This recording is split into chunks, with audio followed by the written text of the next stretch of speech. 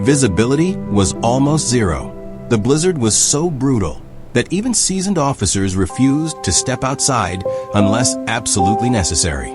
Most people had rushed indoors hours ago, but License Officer and Daniel registration, wasn't please. most Is there a people. problem, officer? He was Just a trained routine for check. Stay in the emergencies, vehicle. yet nothing prepared him Dispatch, for this what is he for found that visibility is morning. dropping. We need He men thought half the back day at would east be perimeter routine, now. Copy, a hold few position. stranded vehicles, There, maybe a that should power keep you outage warm. call. But Oh, everything bless you, changed officer. when Thank you Officer so much. Daniel Of course. spotted You something two stay safe moving now. through the whiteout. We'll Something get you home small, soon. slow, Thank you, and officer. struggling It's against so a storm. cold. He's At first, excited. he thought it was just an animal, but as he squinted through the snow, his heartbeat stopped. An elderly woman, hunched over, shivering so violently that her knees buckled with every step. No coat, no gloves, no shelter. Beside her limped a German shepherd, his fur packed with snow, his strength fading, yet refusing to leave her side. Both covered in snow, both freezing. Daniel's breath caught. Why were they out here? Where was their home? And why did the dog keep looking back toward the woods, barking as if trying to warn him about something? Daniel rushed toward them, but the moment he reached out, the dog stepped between them, growling weakly, protecting his owner even in the face of death. And why did the dog look like he had been guiding her for miles through the storm? "Ma'am, you need to come inside," the officer shouted over the wind. But the woman shook her head. "We can't," she whispered. What she revealed next would shake the entire department and change Officer Daniel's life forever. Stay with us, because this story will leave you speechless. Before we start, make sure to hit like and subscribe. And really, I'm curious, where are you watching from? Drop your country name in the comments. I love seeing how far our stories travel. The storm had started long before sunrise, but by noon it had become something far more dangerous than the usual winter blizzard. Snow roared across the mountains like an unforgiving tidal wave, swallowing everything in its path. Trees bent under the weight of the wind, branches snapping in the distance like warning cracks of thunder. Officer Daniel pressed his hand against the frosted window of the remote ranger outpost, peering into a world that had turned white, solid, impenetrable white. Even with his years of experience, he had never seen a storm this violent. Traffic alerts pinged on the radio nonstop. Cars stranded, roads closed. Rescue teams pulled off the field. They were instructed to stay indoors unless it was a matter of life and death. The last thing Daniel wanted was for someone to be caught outside in this nightmare, because anyone out there wouldn't last long. He paced across the wooden floor, feeling the cold seep through the walls despite the heater working at full power. His K9 vest hung on its hook, unused for days. This outpost rarely saw any emergencies, especially during storms like this. Most locals knew better. He stepped outside for a moment, face stinging instantly as the wind slapped him like shards of ice. Visibility stretched no more than a few meters. The sound of the storm wasn't just wind. It growled, howled, screamed. He tightened his coat, forcing himself to step back inside before the cold could numb his fingers. It felt wrong, standing there powerless while the world froze over. Daniel had always been the type to act, to help, to run into danger instead of away from it. Yet here he was, stuck in a station, waiting for a call that might never come. Then something shifted in his chest. A strange tension he couldn't explain. As if the storm wasn't empty. As if someone or something was out there in the white void fighting to survive. He didn't know it yet, but this storm was about to bring him the most unexpected rescue of his entire career. Daniel was wiping frost from the inside of the window when something caught his eye, just a flicker, a small disturbance in the endless white. At first, he thought it was another gust of wind swirling snow into strange shapes. The storm played tricks on the mind like that. But this movement was different. It was slow, uneven, almost human. He leaned closer, heart tightening. "No way," he muttered. Nobody would be out there. Yet the shadow reappeared, closer this time. A dark blot in the blizzard, swaying, shrinking, growing again as the wind swallowed and spat it back out. Daniel blinked hard. Was he imagining it? The cold sometimes created illusions, mirages made of fear and instinct. But something deep in him said this wasn't a trick. He grabbed his binoculars from the shelf, though they were nearly useless in this visibility. Still, He lifted them toward the window, squinting against the blur of snow. Through the dancing flakes, he saw the shape more clearly now. It wasn't a tree. It wasn't a fallen branch. It was a person. A small, hunched figure dragging their feet through knee-deep snow, stumbling every few steps like they were moments away from collapsing. Daniel's breath caught. Oh God, no. He scanned the area again, and that's when he saw the second figure beside her. A four-legged shape trudging loyally at her pace. Not bounding, not running, limping, struggling, but still refusing to leave her side. A dog. A big one.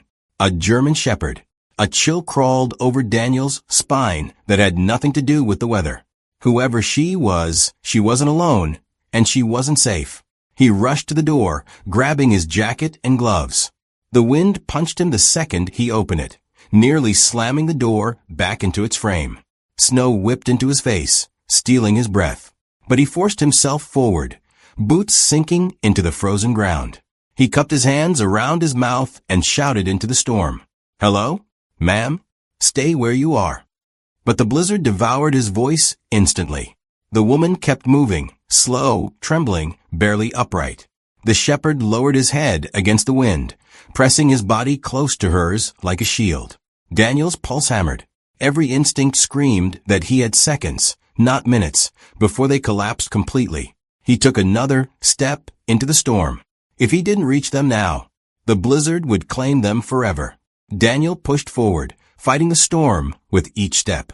The wind shoved against his chest like an invisible wall, forcing him to lean his entire weight just to move.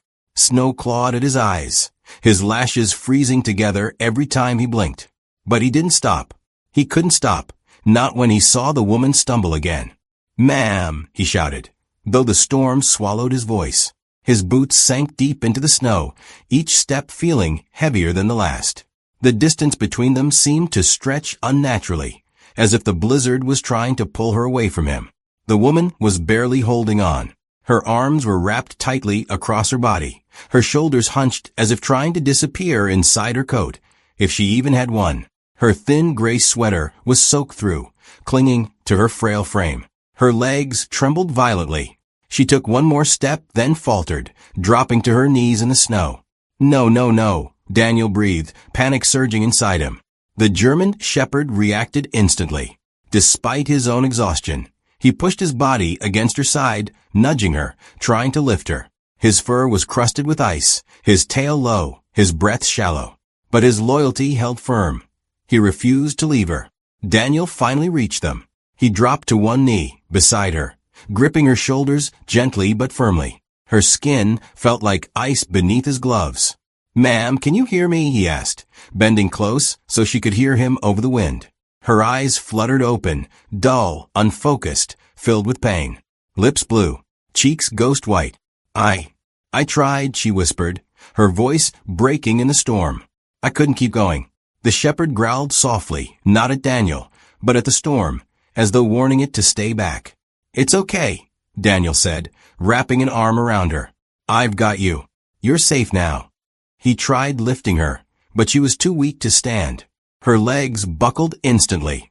He bit down on frustration, scanning the distance to the cabin. It wasn't far, but in this storm, even a few meters felt like a mile. He pulled her closer, bracing her weight against his chest. The dog pressed in on the other side, helping stabilize her. Together, policeman, grandmother, and dog, they fought their way through the storm, step by agonizing step. And slowly, painfully, they began the desperate walk toward the cabin's light. The moment Daniel tried to lift the elderly woman fully into his arms, the German shepherd stepped forward, planting himself between them with a low, warning growl. Not aggressive, protective. His icy fur bristled, and his tired eyes locked onto Daniel's every move, as if to say, be careful with her. She's all I have. Daniel froze, raising his hands. Easy, boy. I'm here to help. But the dog didn't budge, even with his legs shaking from exhaustion, even with frost clinging to his whiskers and tail. He held his ground like a soldier guarding his last remaining family.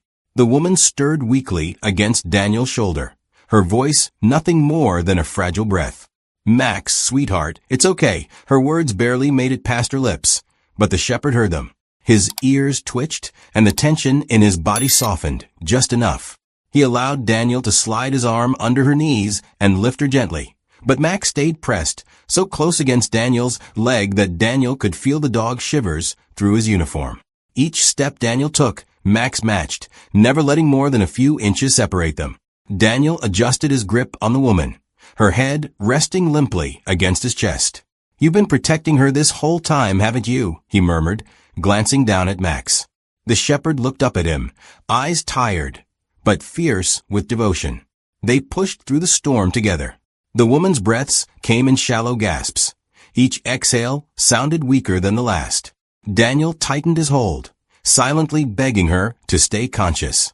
Snow pelted them from all sides, but Max kept leaning against Daniel, guiding them, nudging Daniel whenever he stumbled on hidden ice beneath the powder.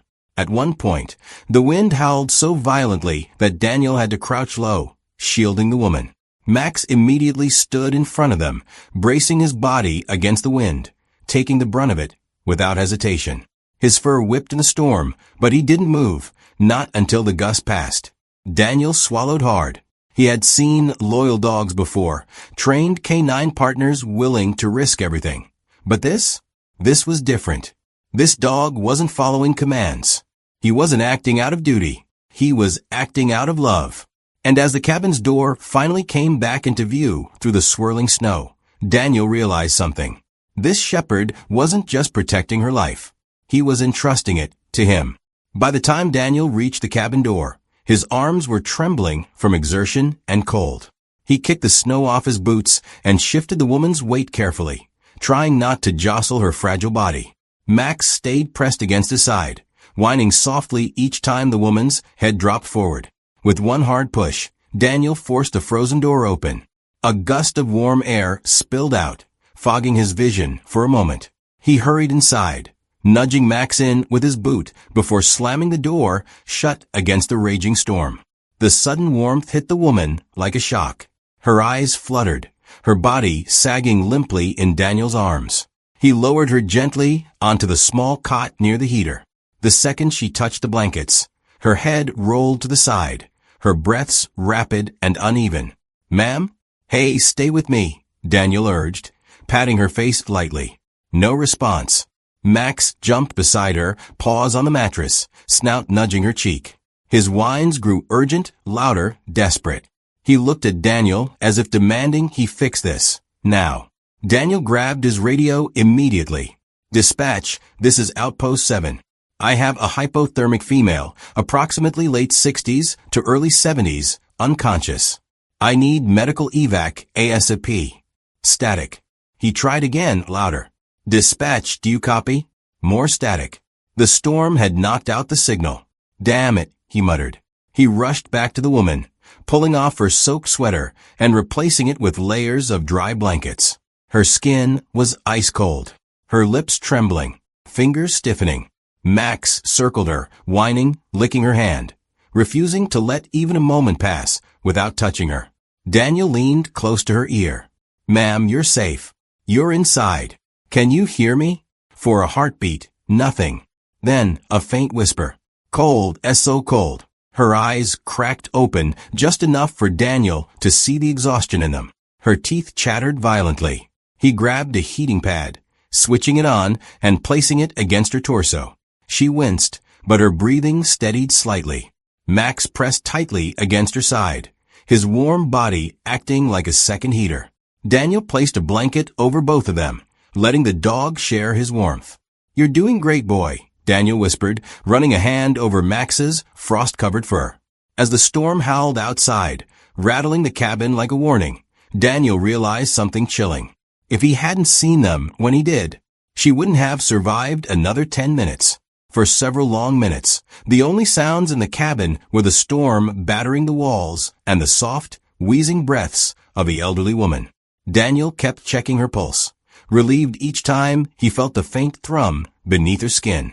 Slowly, very slowly, her eyelids began to lift. A weak groan escaped her lips. Max immediately perked up.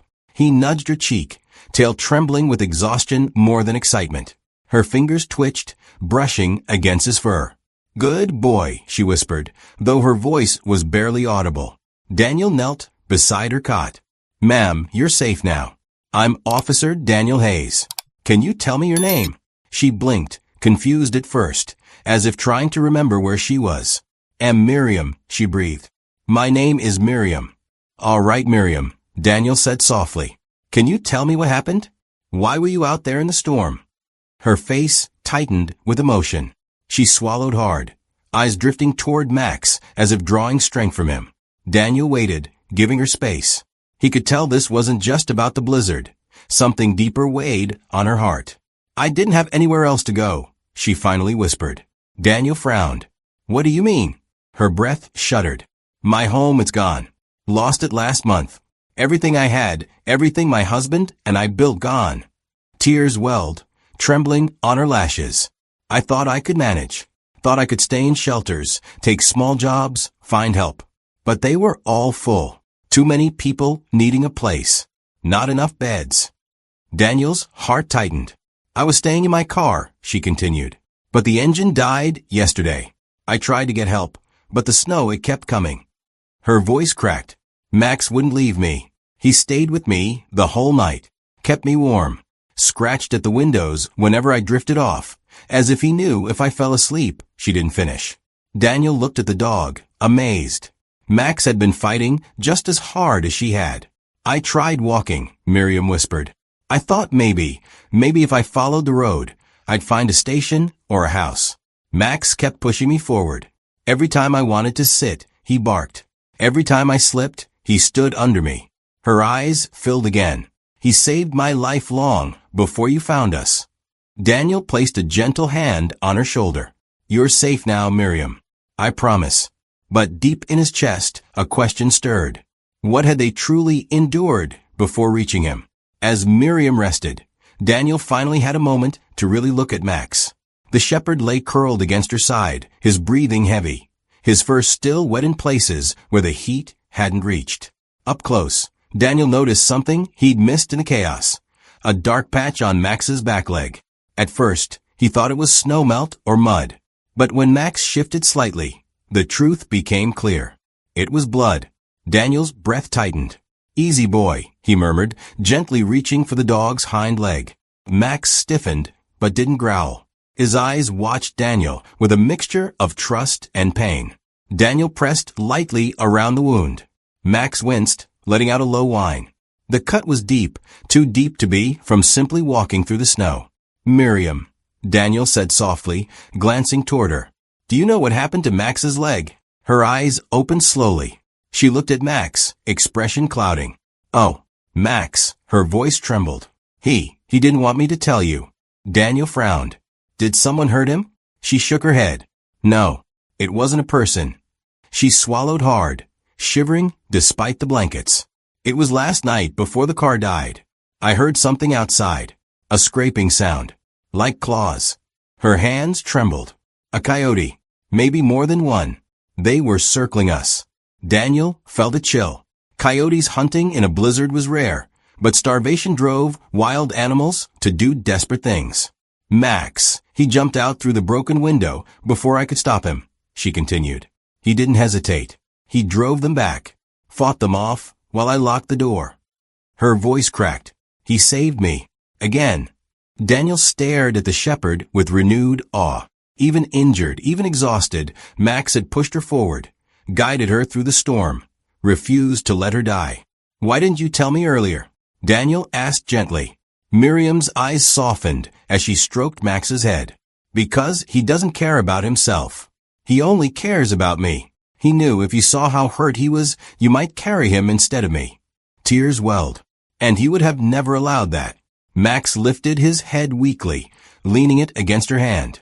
Daniel swallowed, overwhelmed by the dog's devotion. He had seen loyal partners in the force, but this bond, this selflessness, was unlike anything he'd witnessed.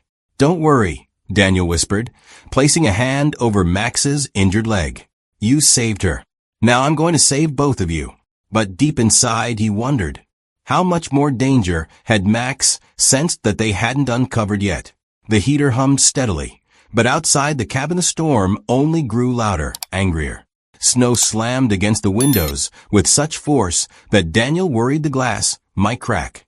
The lights flickered twice, shadows trembling across the walls. Max lifted his head each time, ears twitching, body tense. Daniel tried the radio again. "Dispatch, this is Outpost 7. I need medical evac. Elderly female in severe hypothermia, plus injured shepherd. Please respond." Static swallowed every word. He switched frequencies. "Dispatch, do you copy?" Nothing. Only the hollow roar of wind. He lowered the radio slowly. They were cut off. Miriam watched him, her breaths shallow. "No one's coming, are they?" Daniel forced a reassuring smile, kneeling beside her. "They'll get through when the storm lets up. But until then, we're okay here. Warm, safe, and together." But the truth weighed heavily inside him. If the storm intensified any further, they wouldn't just be waiting. They'd be trapped. Max stood suddenly, limping toward the door, nose pressed to the bottom crack where cold air seeped in. He sniffed, ears flattening. A rumble of unease formed in his chest. Daniel frowned. "What is it, boy?" Max didn't move, didn't blink. He just stared at the door as if expecting something or someone to appear on the other side.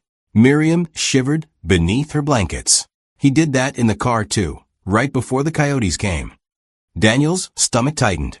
There shouldn't be anything out there now. Not even animals come out in a storm like this. But Max remained frozen, staring, muscles coiling despite the pain in his injured leg. The lights flickered again, this time longer. Daniel stood quickly, checking the generator outside through the window. He could barely see, but the small shed that housed the backup power groaned under the weight of snow piling against its walls. If the generator failed, they would lose heat. If they lost heat, Miriam's condition would plummet. And Max, already injured and exhausted, wouldn't stand a chance in the cold. Thunderous wind rocked the cabin, making the wooden beams creak. The storm was mutating, no longer just snow and wind, but a force testing every weakness in the small structure. Max growled again, lower this time. More urgent. Daniel approached the door cautiously, resting a hand on the handle, listening. Nothing. Just the screeching blizzard. But when he turned toward Miriam, she whispered something that made the hair on his arms rise. He only growls like that when danger is close. Daniel looked back at the door. Something wasn't right out there, and the storm wasn't their only problem anymore.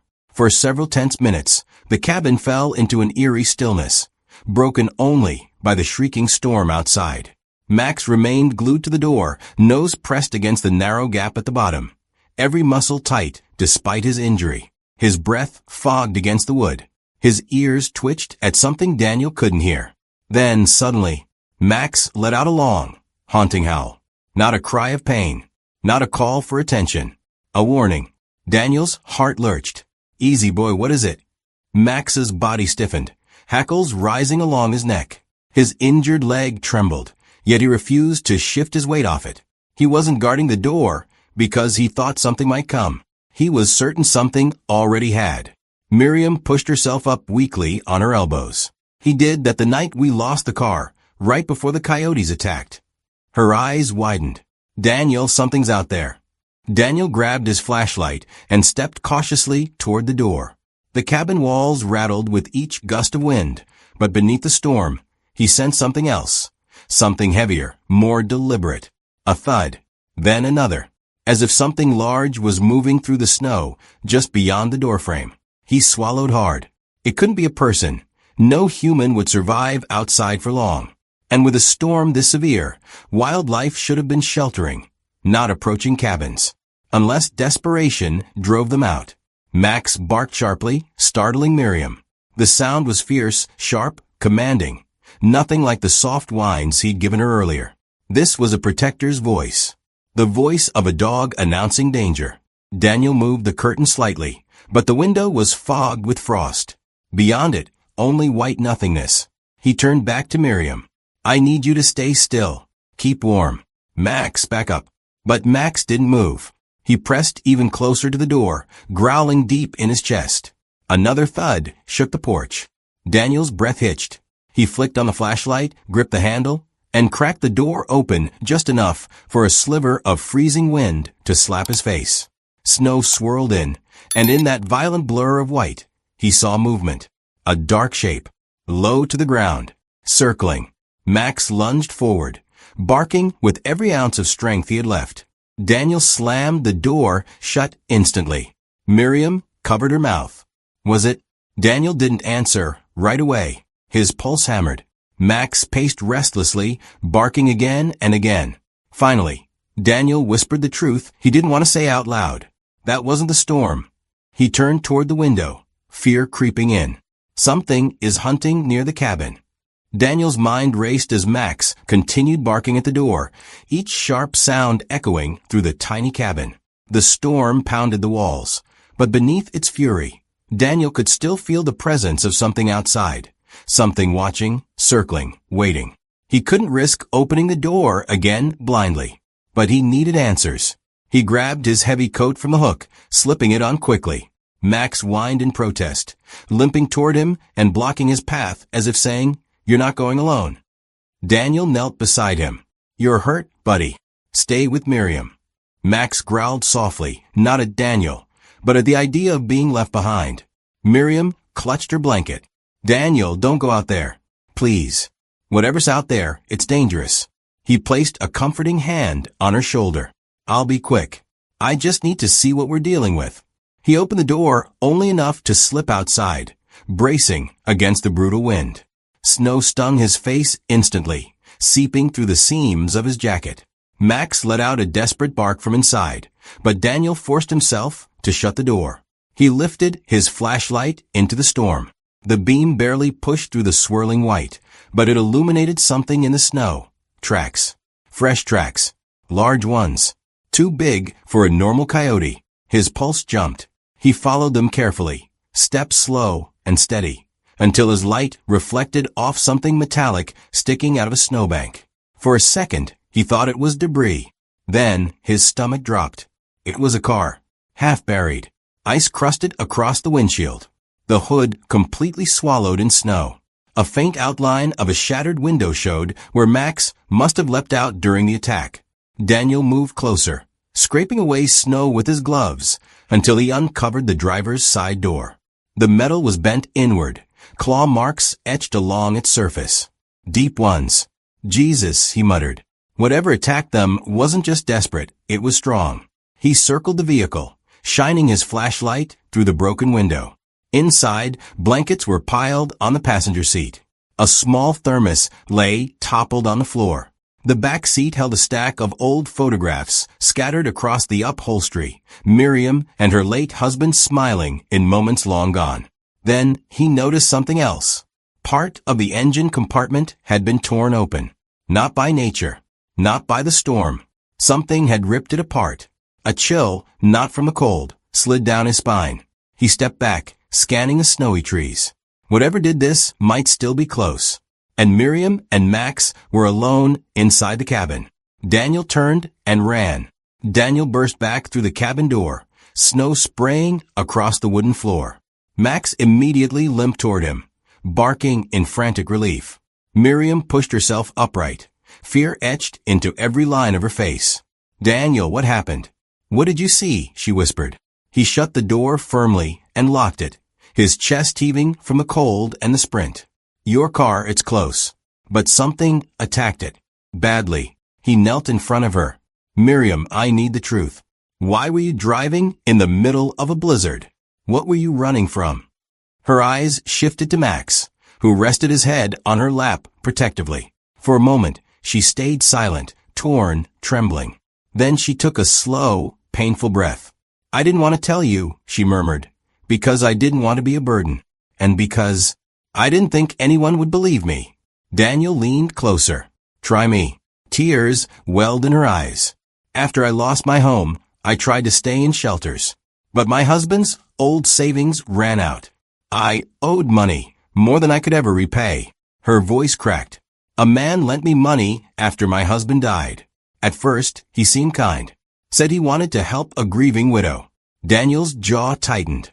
He'd heard this story too many times. "But people like that," Miriam whispered, "never help for free. When I couldn't pay him back, he started showing up everywhere, slamming on my car windows, leaving notes, threatening messages. I was scared all the time. Max wouldn't even let me sleep unless he was lying against the door. Daniel swallowed hard. Yesterday, she continued, he found me again. At a gas station. Said he'd take the car if I didn't give him the money. But the car was all I had left. Her breathing hitched.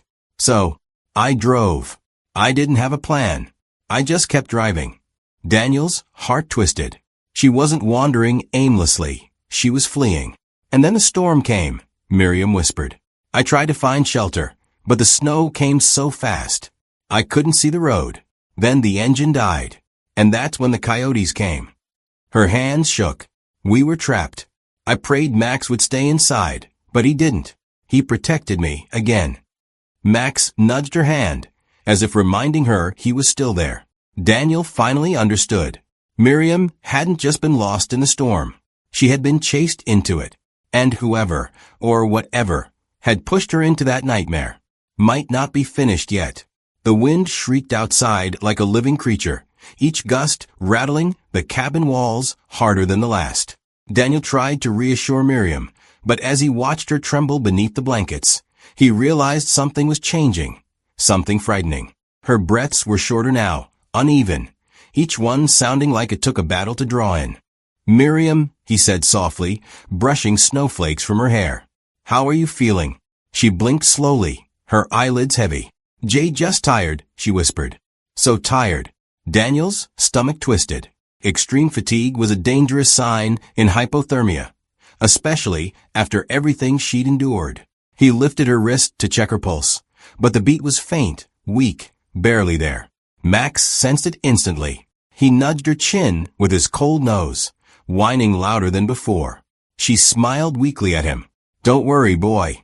I'm okay. But her voice didn't match her words. It flickered like a candle struggling to stay lit. Miriam, stay awake for me, Daniel urged, pulling another blanket over her. You need to fight this. Just a little longer. She tried nodding, but her head drooped. I haven't slept in days, she murmured. Too cold, too scared. Her lips trembled. Her fingers curled inward, rigid. Daniel's pulse spiked. He grabbed the heating pad and adjusted it, placing it directly on her chest and abdomen. Core warming was critical now. Come on, he whispered under his breath. Max climbed beside her, lying pressed against her body, sharing his warmth. His tail wrapped around her side instinctively, like he had done countless nights before. But even he seemed desperate now, his whines rising in pitch, his paws trembling. Miriam looked at Daniel suddenly, panic flickering in her fading eyes. Promise me, he'll be okay, she whispered. Max, he's all I have left. You both will be okay, Daniel insisted, voice firm even though fear knotted in his chest. I'm not letting anything happen to either of you.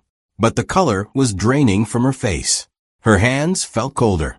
Her breathing slipped into a slow, frightening rhythm. Then, her eyes rolled slightly, and she slumped sideways. Miriam. Daniel caught her before she fell. Her head hung limply against his arm. Miriam, stay with me. Max barked sharply, pawing at her shoulder, licking her cheek, frantic and trembling. Outside, the storm howled louder, as if echoing the danger rising inside the cabin. Daniel realized with chilling clarity, if rescue didn't come soon, he might lose her. And Max would never survive the loss. Daniel paced the tiny cabin like a man trapped in a nightmare. Miriam lay unconscious on the cot, her breaths shallow, her body frighteningly still beneath the blankets. Max refused to move from her side, his injured leg trembling, his nose nudging her arm every few seconds, as if begging her to wake up. Come on, Miriam, Daniel whispered, checking her pulse again. Still weak, too weak. He grabbed the radio and tried once more. Dispatch, this is Outpost 7. Elderly woman in critical condition. I repeat, critical. I need evac immediately. Please respond. Static. Nothing but static. He slammed the radio down, frustration boiling in his chest. There has to be something, somewhere I can get a signal. Suddenly, Max's ears perked. His head snapped toward the back wall of the cabin. Not the door, not the window. The back wall, where the storm pummeled hardest. Daniel frowned. "What is it, boy?" Max stood, slowly, painfully, limped across the cabin, and stopped in front of the wall. He looked back at Daniel, barked once, sharply. Then again, and again. Daniel stepped toward him. "There's nothing out there but snowdrifts and trees." Max barked louder, pawing at the floorboards beneath the window, ignoring the pain in his injured leg. His body trembled, but his determination didn't waver. "Miriam's dying, Max," Daniel whispered. "I don't know what you're trying to." Max suddenly threw his weight against the wall, barking with fierce urgency. The sound carried a desperation Daniel had never heard from him. Not fear, but insistence. It clicked. Max wasn't warning him about danger this time. He was guiding him. Daniel grabbed his jacket, flashlight, and radio. "All right, buddy, show me." He opened the back door, and Max pushed through the crack first, limping into the storm. The wind nearly knocked Daniel off his feet, but Max kept moving, barking over the howl of the blizzard. They trudged through the snow, Max leading without hesitation. He stopped near a small ridge behind the cabin, where the storm had carved out a shallow pocket between the trees. Max barked at it repeatedly. Daniel lifted the radio. A faint crackle. Then another. His heart leapt. "Dispatch, do you read? This is Outpost 7. Another crackle, stronger. "Copy. Outpost 7, what's your emergency?" Daniel almost collapsed in relief. Max had found the only spot, where the signal still pierced through the storm. Daniel pressed the radio to his mouth, voice breaking. "I have a woman in critical hypothermia. I need an emergency rescue now." And miles away, help finally began to move. The moment dispatch confirmed they were sending help, Daniel didn't waste a second. He scooped Max into his arms, injured leg dangling, and pushed through the storm back toward the cabin. The snow was heavier now, thick sheets whipping across his face like icy knives. Max buried his head against Daniel's chest, shivering violently. Inside the cabin, Miriam hadn't moved. Daniel rushed to her side, laying Max gently beside her. "Help is coming," he said, though his voice trembled. "Hold on, Miriam. Just hold on." Her breaths were so shallow now that Daniel had to lean close to feel them. He wrapped another blanket around her, tucking it tight, then checked the heating pads again. Max whimpered softly and rested his head against her shoulder, refusing to let his eyes leave her face. 10 agonizing minutes passed before the distant sound of rotors trembled through the air. A helicopter.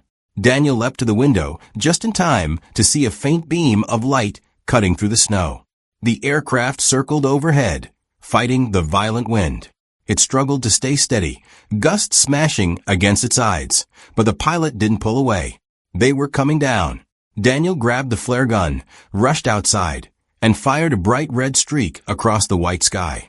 The flare hissed loudly before bursting into a red halo that glowed against the storm. The helicopter began descending. Snow blasted in all directions as it neared the ground. 2 rescue medics jumped out before the skids even settled, crouching low as the helicopter fought to remain stable in the storm. "Where's the patient?" one shouted. "Inside. She's critical, hypothermia and probable frostbite." They sprinted into the cabin. The moment they saw Miriam's pale face and limp posture, they moved fast. Warming packs, oxygen mask, vitals check. One medic shook his head urgently. "She's barely holding on. We need her in the helicopter now." Max barked at the medics, his voice frantic. Daniel knelt beside him. "They're helping her, boy. Let them do their job." Reluctantly, Max stepped back. The medics lifted Miriam carefully onto a stretcher. Her hand slipped off the blanket, fingers dangling. Max hurried forward and pressed his nose against her palm. Her fingers twitched just slightly before falling limp again. Daniel swallowed hard. The medics carried her outside, Daniel and Max following close behind. Snow whipped around them, the helicopter's blades chopping violently through the storm. As they loaded her in, one medic shouted, "Officer, we'll take her to Summit General. Follow if you can." The doors slammed shut. The helicopter rose shakily, blades cutting through the darkness. Max sat in the snow, watching it disappear, a whine escaping his throat. Daniel placed a hand on his head. "Don't worry, buddy," he whispered. "We're not losing her. Not now. Not after everything." The drive to Summit General felt longer than the entire storm itself. Daniel kept glancing at Max in the passenger seat, the dog trembling with exhaustion, bandaged leg tucked carefully beneath him. Snow still blew across the mountain roads, but emergency vehicles had carved a narrow path, just enough for Daniel to make it through. When he finally arrived, Max barked anxiously the moment he saw the hospital doors. He tried to leap out before Daniel had even parked. "Easy, boy," Daniel murmured, clipping on a leash. "We'll find her." The staff recognized them instantly. "You're with the hypothermia patient?" a nurse asked. Daniel nodded. "She's in emergency surgery. It's been touch and go." Max whimpered at the words. The nurse knelt down, stroking the shepherd's head softly. "He must really love her." "He does," Daniel whispered. "More than his own life." They waited. Hours passed. Daniel sat on the hard bench, one hand resting on Max's back to calm the restless shivers. Every time footsteps echoed down the hallway, Max lifted his head, ears twitching with desperate hope. Finally, the operating room doors swung open. A doctor stepped out, peeling off gloves. His expression was unreadable at first, until it softened into a tired, genuine smile. "She made it." Daniel exhaled a breath he didn't realize he'd been holding. Max let out a sharp bark, tail thumping wildly against the floor. The doctor chuckled. "Your dog here deserves half the credit." The warmth he provided kept her vitals from dropping too low. Without him, well, she wouldn't have lasted until we got her on the table. Max pressed his head against the doctor's leg, as if thanking him. Later, they were allowed into her recovery room. Miriam lay hooked to monitors, pale but alive. When she opened her eyes and saw Max, tears welled instantly. "My sweet boy," she whispered. Max climbed gently onto the edge of the bed, resting his head against her arm. She stroked him weakly, and for the first time since the storm, something like peace settled over her face. Daniel stepped closer. "You're safe now, Miriam. Truly safe." She looked at him, soft gratitude shining through tired eyes. "Thank you, Officer Hayes, for saving us." He shook his head. "You're wrong. Max saved you. I just helped him finish the job." Days later, hospital staff, local news, and even city officials showed up, not to interview Daniel, but to honor Max. The shepherd was awarded a bravery medal, his picture framed on the station wall. And the biggest shock? Daniel helped arrange permanent housing for Miriam, and a place where Max could stay by her side forever. No more cold nights. No more fear. Just a family reunited, stronger than any storm. This story reminds us that help can come from the most unexpected places. And sometimes, the greatest heroes don't wear uniforms or medals. Miriam survived the storm because one loyal dog refused to abandon her, and because one officer chose compassion over convenience. In life, we often overlook those who are struggling silently around us. The elderly, the homeless, or those battling storms we cannot see. But a single act of kindness, a moment of courage, or simply choosing to care can change someone's fate forever. Max showed us the true meaning of loyalty. Daniel showed us the true meaning of humanity. Together, they proved that no one deserves to face life's storms alone. If this story touched your heart, please like, share, and subscribe. Your support helps us bring more inspiring, life-changing stories to the world.